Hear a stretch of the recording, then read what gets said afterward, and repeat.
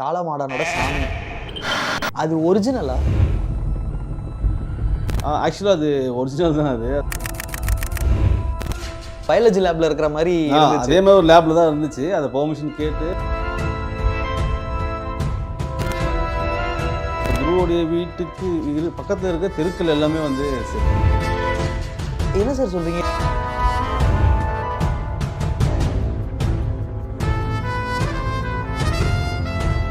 இப்போ இருக்கிற விளம்பரங்கள்லாம் எழுதி வச்சுருந்தாங்க அங்கே. ஓ. ஸோ இப்போ இங்கே வராரு அமித் சார் காரில் வராருன்னும் போது அது எல்லாத்தையும் அடிச்சுட்டு நாங்கள் வேற ஒரு விளம்பரம் எழுதணும்.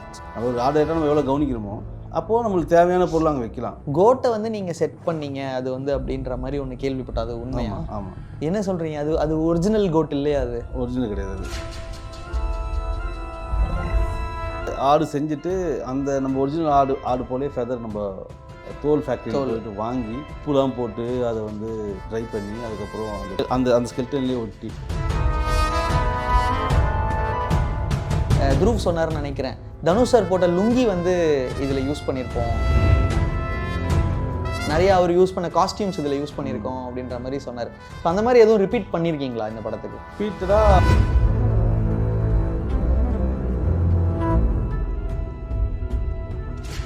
குறைந்த விலை நிறைந்த தரம், தங்கள் தேவைகள் அனைத்தும் ஒரே இடத்தில். ஜெயச்சந்திரன். ஆச்சி அதிரசமா விடுங்க, கையில தட்டி சூடான எண்ணெயில பொரிச்சா அதிரசம் ரெடி. வணக்கம் குமார் கங்கப்பன் சார்.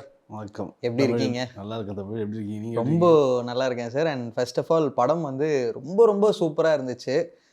படத்தோட ரிவ்யூஸ்லாம் நீங்கள் நிறைய பார்த்துருப்பீங்க, உங்ககிட்ட சொல்லியிருப்பாங்க. என்ன சொல்கிறாங்க? பயங்கரமாக பேசுகிறாங்க. அதாவது படத்தை பற்றி எப்படி சொல்கிறது, இப்போது ஒரு முக்கியம் இந்த தமிழ் தீபாவளியில் வந்த படங்களில் பைசன் வந்து ரொம்ப சிறப்பான ஒரு படமாக பேசுகிறாங்க. அது இல்லாமல் எல்லாருடைய ஒர்க்கும் பயங்கரமாக இப்போ அதாவது குறிப்பிட்ட டிபார்ட்மெண்ட் இல்லாமல் ஒட்டுமொத்தமாக எல்லா டிபார்ட்மெண்ட்டும் பயங்கரமாக ஒர்க் பண்ணியிருக்கீங்க அப்படின்னு சொல்லிட்டு பரவலாக நண்பர்கள் எல்லாருமே ஃபோன் பண்ணி பேசுகிறாங்க. ரொம்ப சந்தோஷமாக இருக்குது. இப்படி ஒரு படத்தை நம்மளுக்கு வாய்ப்பளித்த மாரி செல்வராஜுக்கு ஒரு நன்றி சொல்லிக்கணும். ஓகே, நிறைய அவரை பற்றியும் நிறைய பேச வேண்டியதெல்லாம் இருக்குது. படத்தோட செட்ஸில் வந்து நிறைய பேசணும் சார். ஏன்னா வந்து எது செட்டு எது வந்து ஒரிஜினல் அப்படின்னு எங்களுக்கு சுத்தமாக தெரியல. எங்களுக்கு வந்து இந்த ரிவர்ஸ்லேருந்து போகலான்னு பார்க்குறேன் சார். அந்த ஸ்டேடியம் செட் வந்து ஸ்டேடியமில் ஒரு கிரவுண்டு பக்கத்தில் ஃபுல்லாகவே ஒரு ஸ்டேடியம்.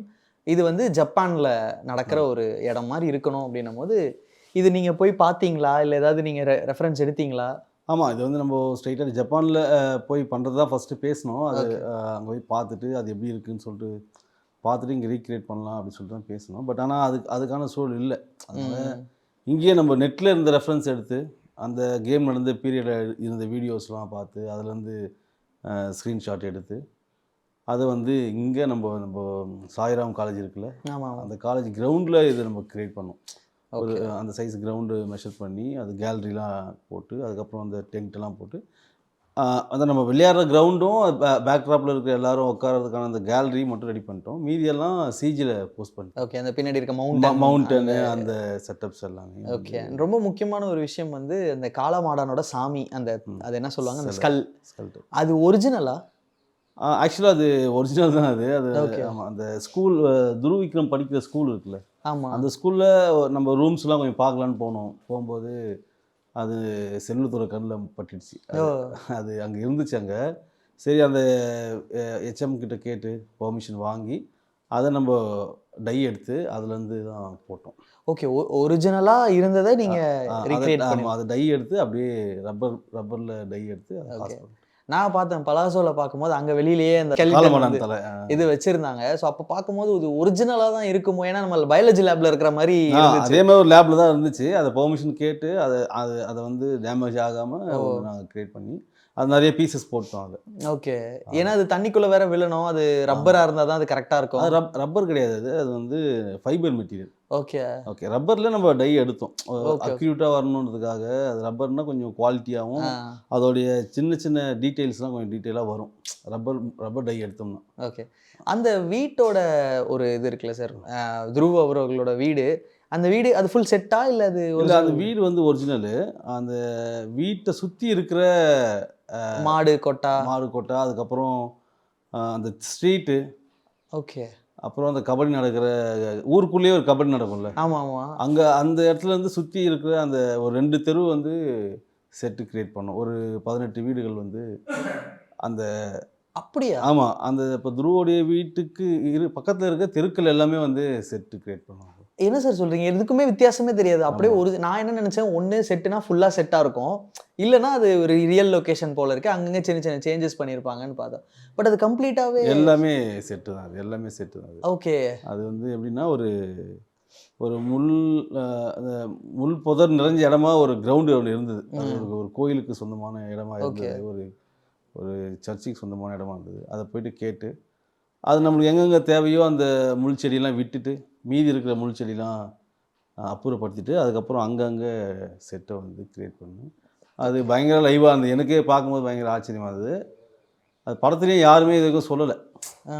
இப்போ வாழையில் கூட நாங்கள் அதுமாரி தான் ஒரு செட் கிரியேட் பண்ணோம். வாழையில் சிவனயந்தான் வீடு வந்து செட்டு.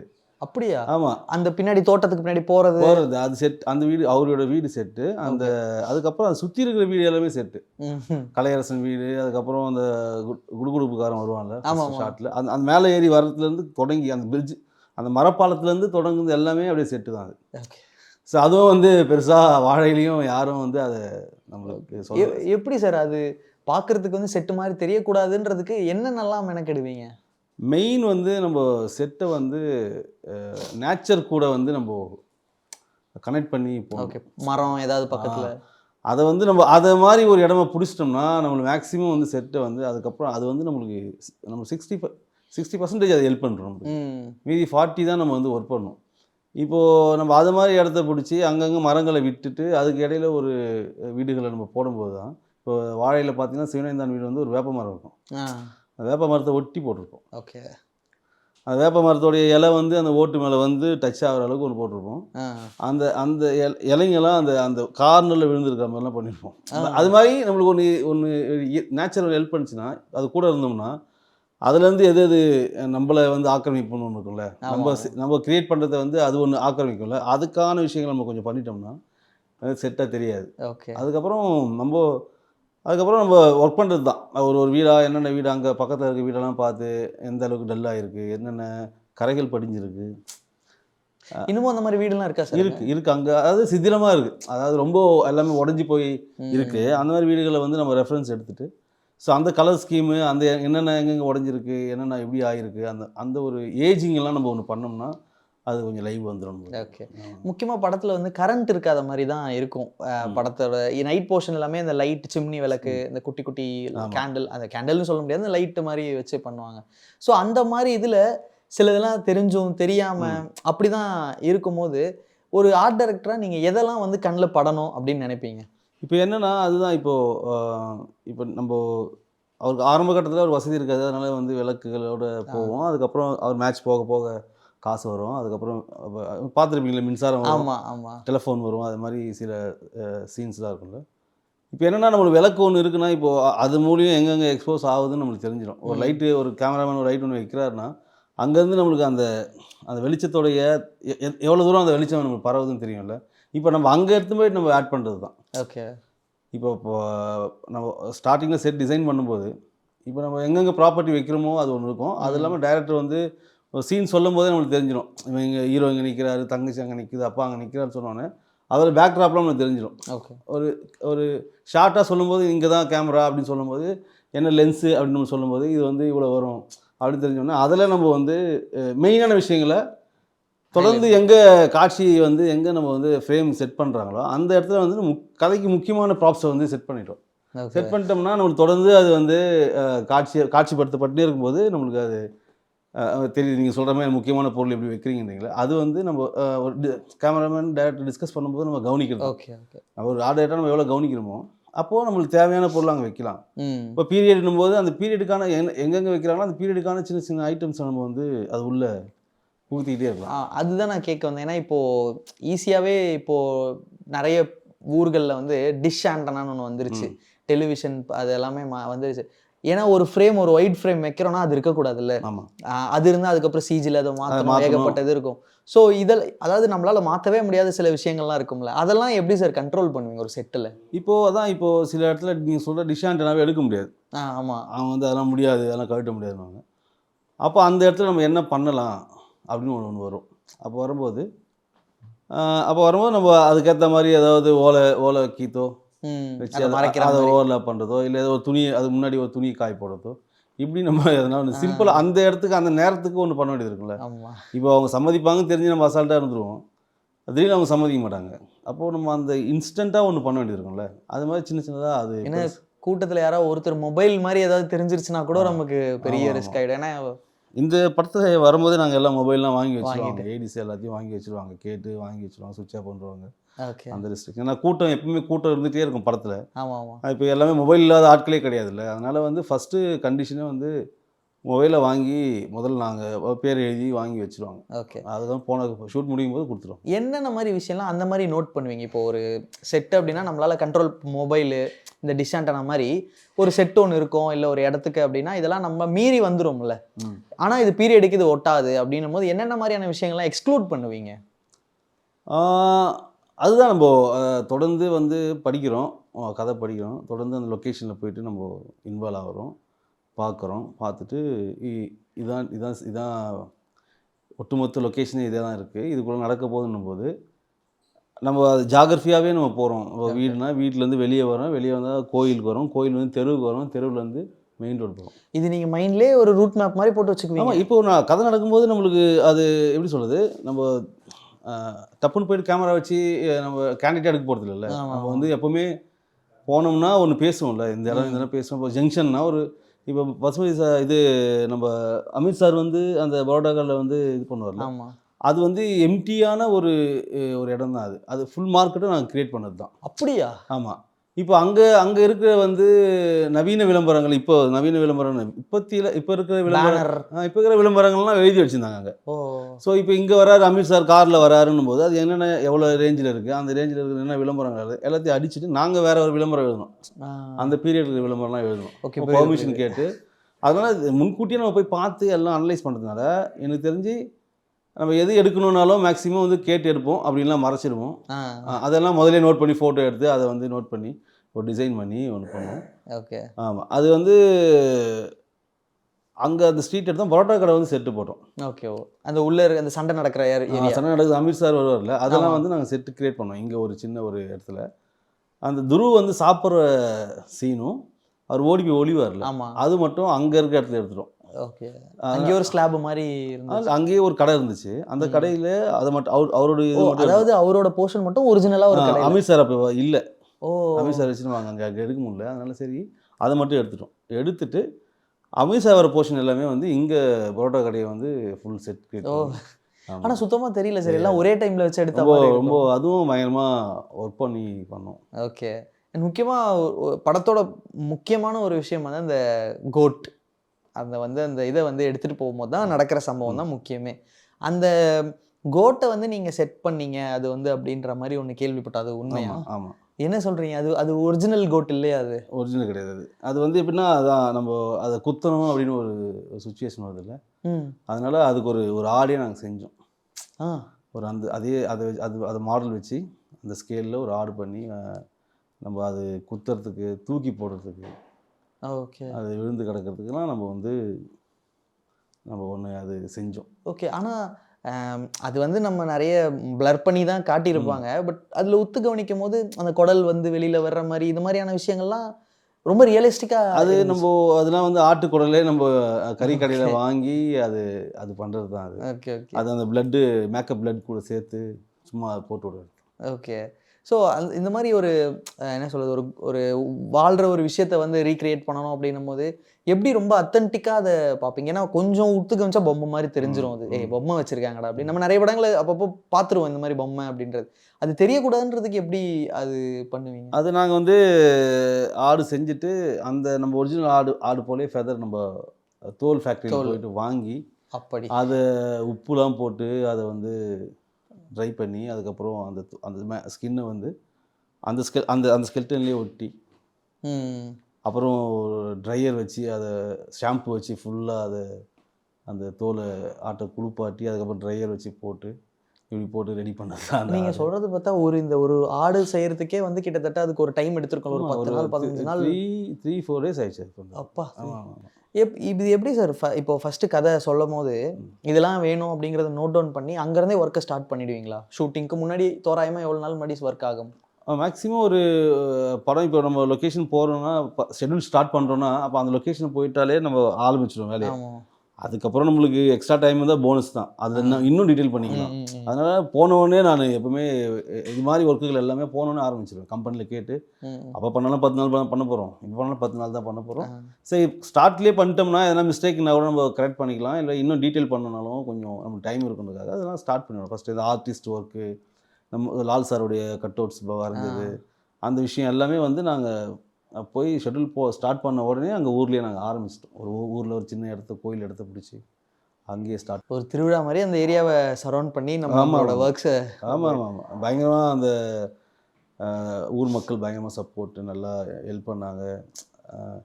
நம்ம அங்கே என்ன தான் அங்கே நம்ம டீம்லேருந்து ப்ரொடக்ஷன்லேருந்து டீ காஃபி வரலன்னா கூட சாப்பாடு வரலன்னா கூட அவங்களே செஞ்சு கொடுத்துருவாங்க, சாப்பிடுவாங்க.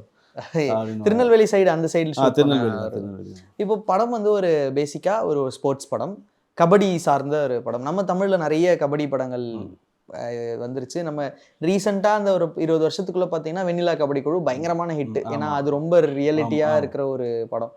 இப்போ நம்மளும் கிட்டத்தட்ட அந்த மாதிரி ஒரு அந்த கதை கலவனும் போது ஆப்வியஸாக பார்க்குறவங்களுக்கு வந்து அந்த படத்தோட ஒரு ரெஃபரன்ஸ் வரும்ல, இந்த செட் இப்படி தான் இருந்துச்சுன்னு. பட் அந்த மாதிரிலாம் இல்லாமல் கம்ப்ளீட்டாக இது ஒரு புதுசான ஒரு செட்டு மாதிரி ஃபீல் ஆச்சு. ஐ மீன் செட்டுன்னு இல்லை, அந்த கிரவுண்டு இடங்கள் இவங்க வந்து இவங்க ஊரில் விளையாடுற இடமா இருக்கட்டும், லால் சாரோட ஊரில் போய் விளையாடுற ஒரு இடமா இருக்கட்டும், ஒரு செட்டுக்குமே, அதாவது ஒரு கிரவுண்டுக்குமே வேற மாதிரியான லொக்காலிட்டி மாதிரி ஃபீல் ஆச்சு. உண்மையிலே வேற இடமா?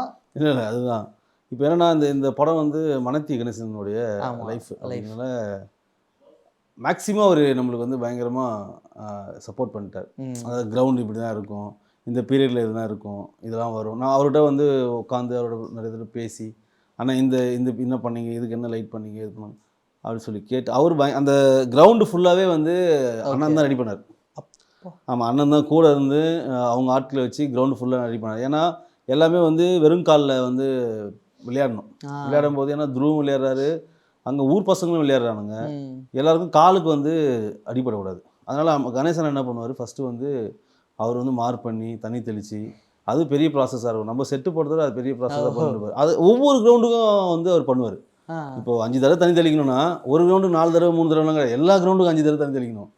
அது வந்து அந்த நம்ம விதைக்கிறதுக்கு முன்னாடி நம்ம உழுவோம்ல, அது மாதிரி அந்த கிரவுண்டை உழுது எக்ஸ்ட்ரா மண்ணை கொண்டு வந்து போட்டு, அதுக்கப்புறம் வந்து மரத்தூள் நிறைய ஒரு 2-3 லேயர் அதில் ப்ராசஸ் பண்ணுவார்.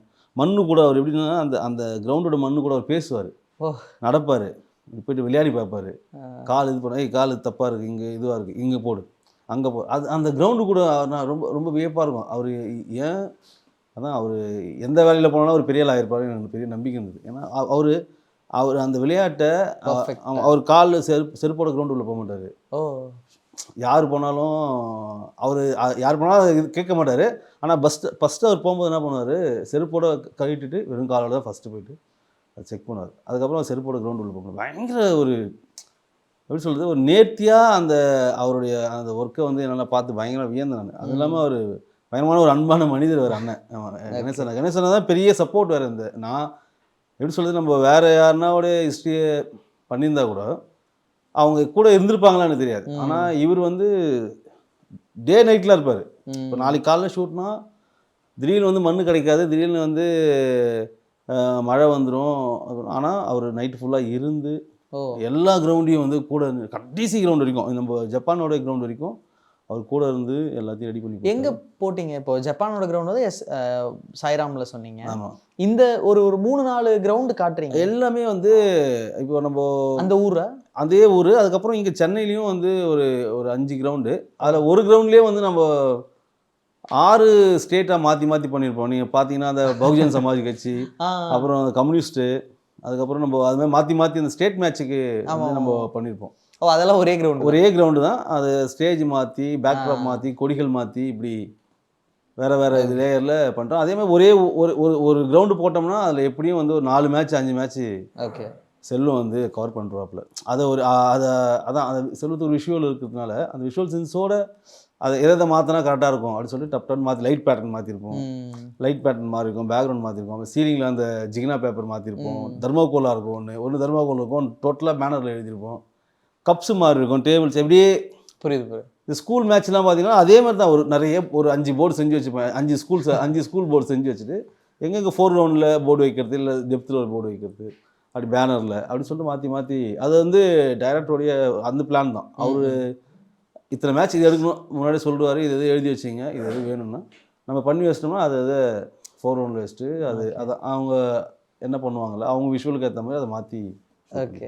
இந்த கிரவுண்டில் வந்து நைட் டைமில் வந்து லைட்ஸ் இருக்கும்ல, அந்த டைமில் என்ன மாதிரி லைட்ஸ் வந்து இப்போ எல்இடி அந்த மாதிரி நிறைய லைட் வந்துருச்சு பவர்ஃபுல்லாக இருக்கிற மாதிரி, அப்பத்தி லைட்ஸை மேட்ச் பண்ணணும் அப்படியும் போது என்ன லைட்ஸ் யூஸ் பண்ணீங்க? அதான் இப்போது வந்து நம்ம பசுவை சார் ஃப்ளாஷ்பேக்கில் நான் சின்ன வயசில் நானும் கபடி தான் ஆடி இருந்தபோது ஒரு பெரிய காடா விளக்கு வச்சு அந்த இது என்னது அரிக்கன் வரைக்கும் பெரிய காடா ஒன்று அப்போல்லாம் வச்சு பண்ணுவாங்க.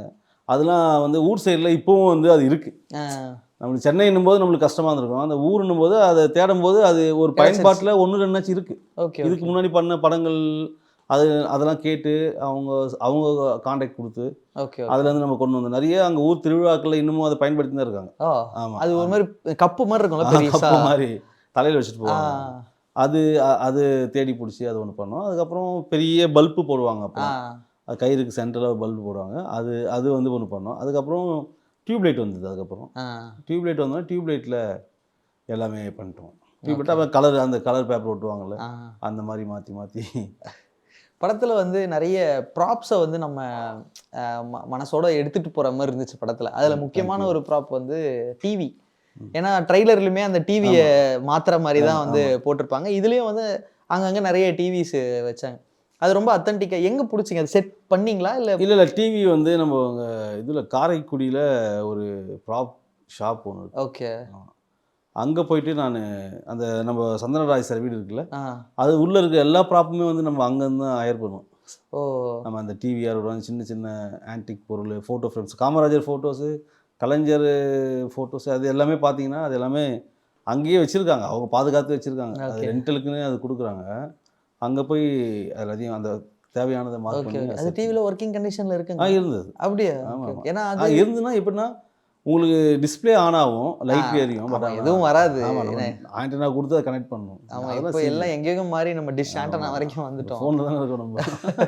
அதான் நீங்கள் சொல்லுங்கள், எது வந்து உங்களுக்கு ரொம்ப சேலஞ்சிங்காக இருந்த ப்ராப் செட்டு ஏதோ ஒன்று? இல்லை, எனக்கு எல்லாமே இது பைசனில் வந்து எனக்கு எல்லாமே சேலஞ்சிங் தான். ஆனால் எல்லாமே ஹெவியாக இருந்துச்சு ஒர்க்கு.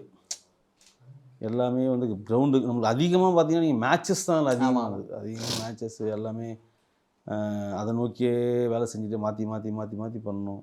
இப்போ வீடு செட் பண்ணிட்டோம்னா 10 நாள் போச்சுன்னா ஒன்றும் பிரச்சனை இருக்காது. 10 நாளில் இருக்கிறத வச்சு ஒர்க் பண்ணுவோம். ஆனால் மேட்ச்னும் போது உங்களுக்கு 4 மேட்ச் 5 மேட்ச் நம்ம வந்து ஒரே கிரவுண்டில் வந்து மாற்றி ஒவ்வொரு ஊராக மாற்றணும் போது அது ரொம்ப சேலஞ்சிங்காக இருந்துச்சு. இப்போ ஒரு லொக்காலிட்டியில் செட்டு போடுறோம், கம்ப்ளீட்டாக நம்ம கண்ட்ரோலில் வச்சு நம்ம ஷூட் பண்ணுறது ஈஸி எனக்கு தெரிஞ்சு கம்பேரிட்டிவ்லி. இல்லை, ஆனால் இங்கேருந்து வெளியில் போகிறீங்க, ஒரு செகண்ட் ஹாஃப்க்கு மேலே வந்து வேறு ஊருக்கு வரணும். அங்கே ஒரு வீடு ஒன்று இருக்கும், நம்ம இவரோட அழகன் பெருமாள் சாரோட வீடு. அதுவுமே பார்த்திங்கன்னா இப்போ இருக்கிற வீடு மாதிரி இருக்காது, கொஞ்சம் அந்த லேட் 80s அந்த பீரியடில் இருக்கிற வீடு மாதிரி இருக்கும். அது இங்கே நம்ம டி நகரில் பிரியாணி ஹவுஸ்னு ஒன்று இருக்கும், நீங்கள் கேள்விப்பட்டிருப்பீங்க. ஆமாம், அந்த ஹவுஸில் நம்ம பண்ணது. அது அப்படியா? ஆமாம், அது பழைய வீடு தான் அது. ஓகே. அதில் நம்ம ப்ராப்பிங்லாம் கொஞ்சம் ஓல்டு ப்ராப்ஸாக வச்சு கொஞ்சம். இப்போ திடீர் ஒரு எக்ஸாம்பிள் சொல்கிறோம், ஒரு டூத் பேஸ்ட் அங்கே வைக்கணும், ஒரு பாத்ரூம் சீனில் டூத் பேஸ்ட் அங்கே வைக்கிறனா கூட நமக்கு டக்குன்னு கிடைக்கிறது இப்போ இருக்கிற கோல்கேட்டோ ஏதோ ஒரு அந்த மாதிரி பேஸ்ட் தான் கிடைக்கும். ஆனால் அதோட ரேப்பர் மாற்றணும், அந்த மாதிரி மெனக்கடெல்லாம் இருந்துச்சா?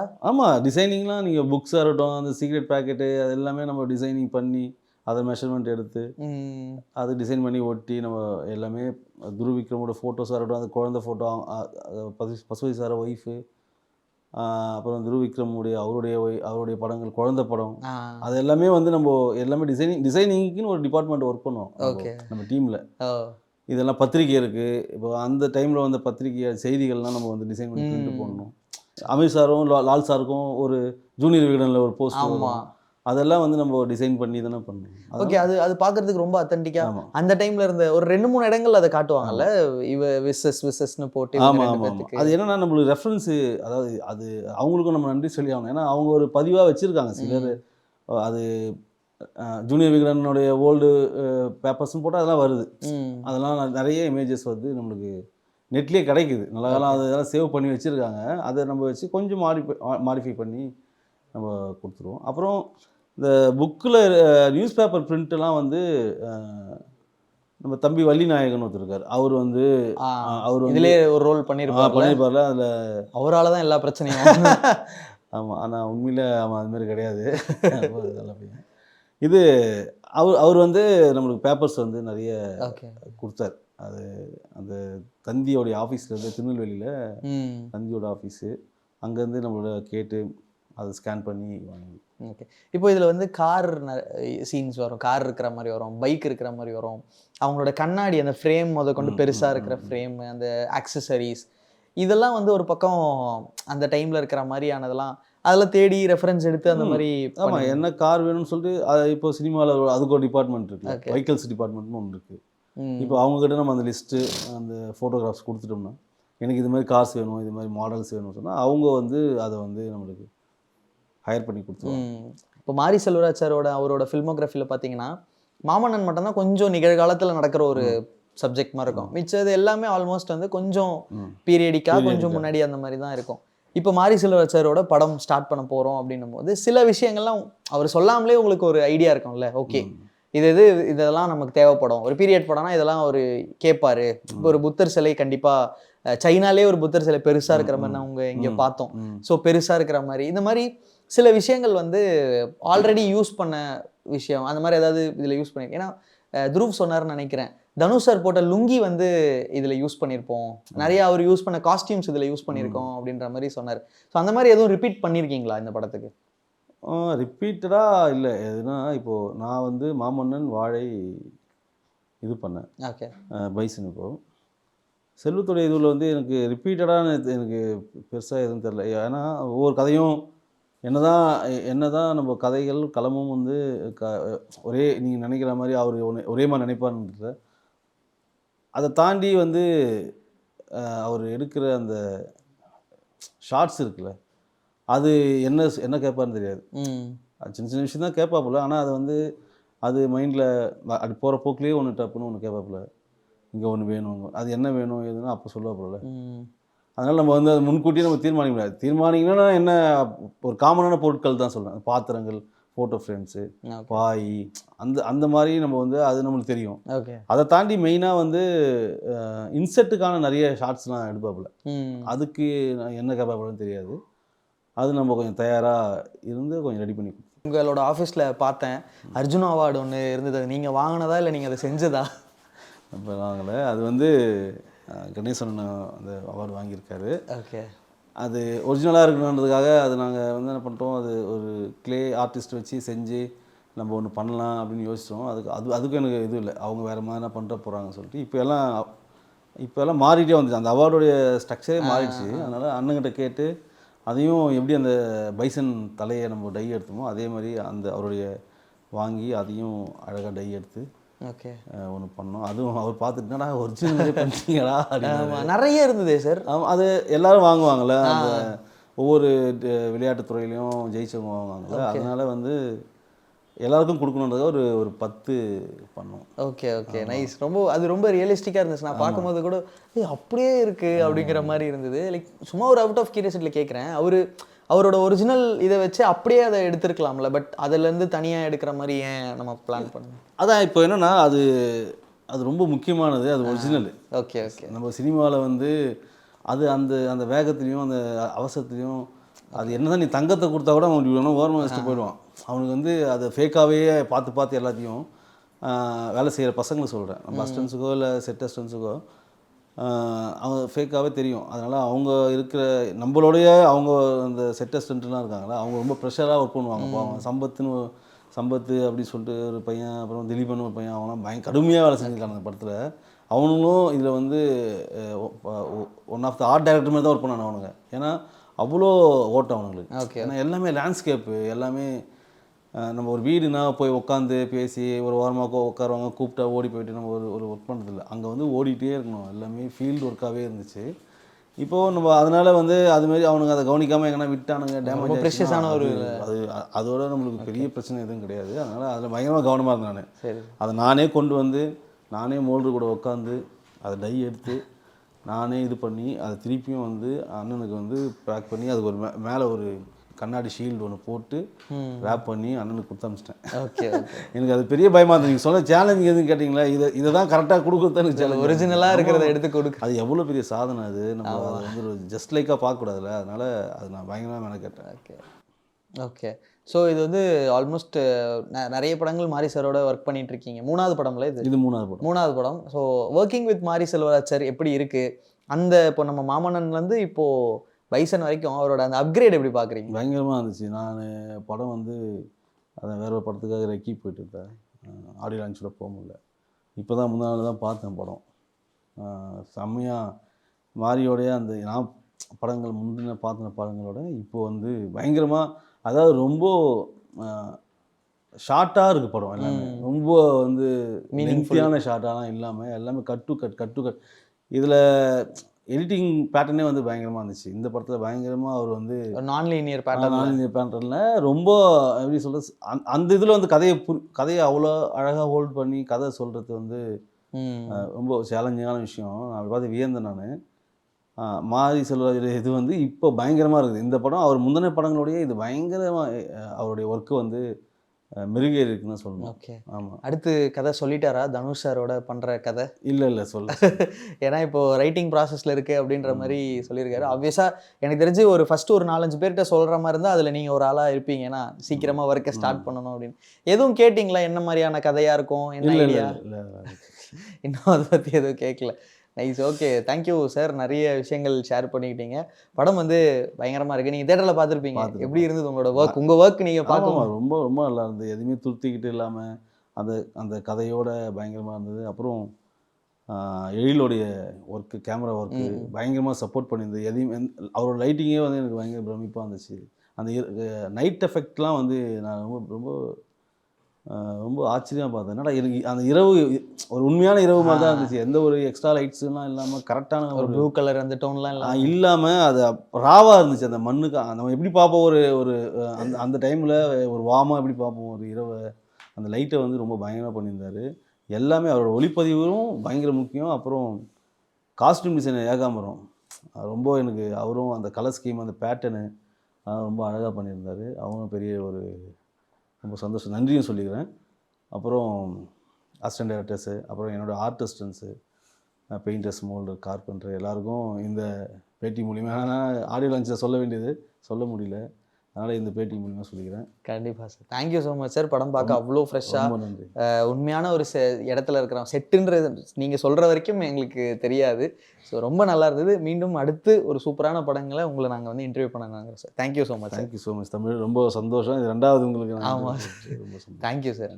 குறைந்த விலை நிறைந்த தரம் தங்கள் தேவைகள் அனைத்தும் ஒரே இடத்தில். ஜெயச்சந்திரன். ஆச்சி அதிரசமா விடுங்க, கையில தட்டி சூடான எண்ணெயில பொரிச்சா அதிரசம் ரெடி.